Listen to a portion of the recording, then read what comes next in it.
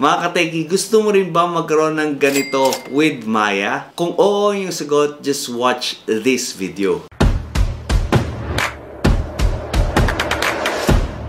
Kamusta mga teki? Ako nga pala si Paul at kung bago ako pa lang sa channel na ito, click mo na ang subscribe button pati na rin ang notification bell para updated ka sa mga videos na pwede natin pagkakitaan online. And dito mga teki, namimigay tayo ng 50 pesos para doon sa una makakapag-comment and another 50 pesos naman para doon sa mga pag-comment na hashtag word na may kita rin sa video na to. And yun nga mga teki, yung Landers at Maya, nagkaroon nga sila ng ganitong credit card option. Nag-tie up nga po sila para bigyan yung mga customers nila ng mga credit card options. And yun nga po, nag-apply nga po tayo sa kanilang credit card options and approve nga po tayo. So pakita ko sa inyo kung paano nga po tayo makakakuha niyan sa Maya application natin. So kung wala pa kayong Maya application, click nyo lang yung link dyan sa may description box below. Okay, so mga teki, nandito nga po tayo sa dashboard ng Maya. Ayan, so once na nasa dashboard na tayo, punta nga lang po tayo dito sa kanilang cards na tab yan. Sa may pinaka right side nga po. And once na nandito na nga tayo mga teki, click nga lang po natin itong apply now. Yan, Landers cashback everywhere. Click lang nga po natin yan. And then, ayan, so pakita ko lang mga teki, no? Yan, earn up to 5% cashback at Landers. So kung mahilig kayo mag-shopping sa Landers, may 5% cashback nga po kayo dyan. And kung mahilig nga naman po kayong kumain sa labas, yan, pwede nyo gamitin itong Landers Maya na credit card nila. And you'll get 2% on dining. Yan, so cashback nga po yan. And kung magkano nga po yung total bill niyo, maka-cashback nga po yan sa inyong credit card. Yan, and 1% everywhere else. So may mga tie-up merchants nga po sila. Kung mahilig kayo mag-shopping, may 1% cashback nga rin po sila. A membership and credit card in one. And so yung Landers credit card mo, nandito na nga rin po yan sa Landers credit card mo. So pinag-isa na nga po nila yung credit card mo and yung membership card mo with Landers.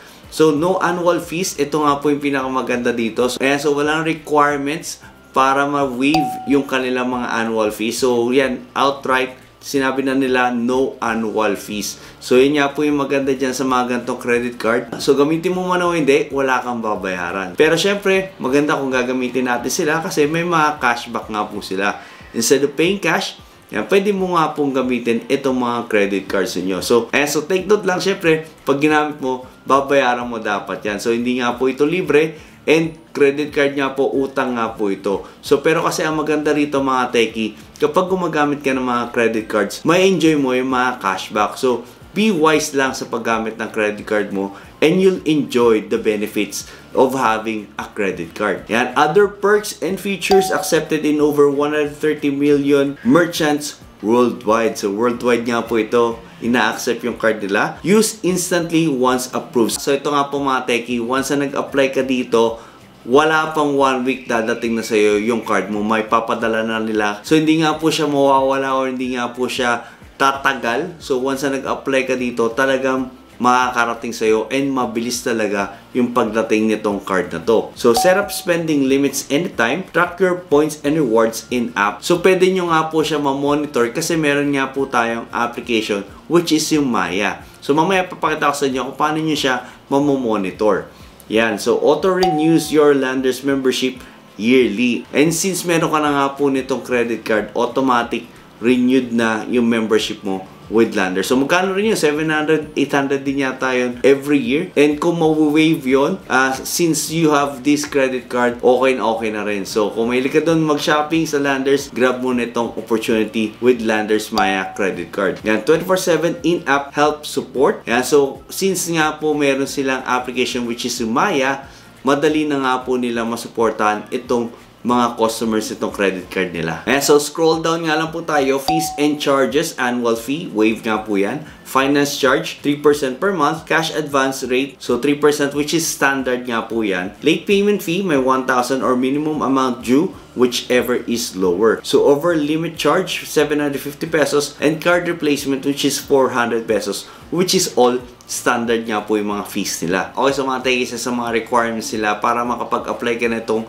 credit card nila is that you have a Landers membership. So kung wala ka pang Landers membership, you can apply here. Ayan, so meron dito don't have a Landers membership card. Ayan, make sure you have an active Landers membership to apply. Ayan, so get one here or visit your nearest Landers Superstore. Pwede ka rin naman mag-visit sa mga stores nila. Okay, so mga techie, since nasa Maya application nga po tayo nag-apply, some of the information, nandito na nga po sila, naka-input na nga po. So, automatic yan since nasa Maya application na nga po tayo. So, lalagay nyo na lang po yung ibang details. Just fill up yung mga information na kailangan nila and then hit next. So, aside sa mga personal details, nandito nga po yung work details. Ayan, so kung saan nga po yung source of income mo. So, lagay nyo nga lang po yan dyan. And once na okay na nga po, hit nyo lang po ulit yung next. Okay, so mga techie, ito, patapos na nga po tayo sa pag-apply. So very quick lang po, napakabilis lang talaga mag-apply dito. So dito nga po mga techie, mamimili ka lang ng gusto mo ilagay ng pangalan. So syempre, pangalan po talaga yung lalagay nila dito. Pero yung pagkakasunod-sunod, like for example, yung first name mo lang or yung last name mo lang, or kasama yung middle name mo, so something like that. So once na nakapili ka na dyan, hit nyo lang ulit yung next. Okay, so isa sa maganda dito, no, ikaw yung mamimili ng cut-off mo. So, kung may existing credit card ka na, pwede mo na siyang isabay doon sa cut-off mo. So, hindi ka na malilito. Or, pwede rin naman na i-vine mo yung cut-off mo dito sa Landers Maya credit card mo para nga ma-extend mo pa yung credit limit mo. Okay, so mga techie, na-fill up mo na yung mga personal information mo, yung address mo, work details mo, and also yung source of income mo, and yan, nakapili ka na ng cutoff mo, nakapili ka na ng name na ilalagay doon sa card mo. Ayan. So, once na na-review mo na to, ito na yung summary, click mo lang yung submit. And there you go mga techie, we're prepping your credit card. Use your online card now. No need to wait for delivery.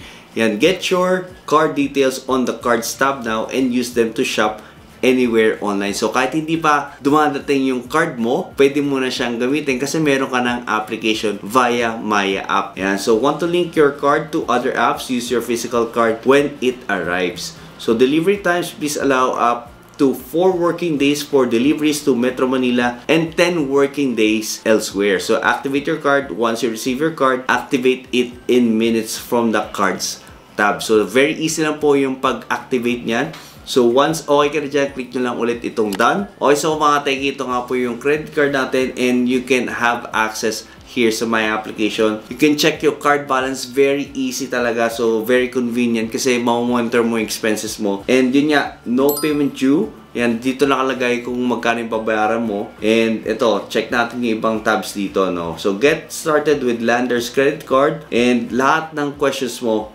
nandito. Ayan, so features of your Landers credit, yan, everything na gusto mo itanong nandito, parang FAQ ito. Yan, so cashback, dito mo na makikita yung mga cashback or yung points mo sa paggamit mo ng credit card nila.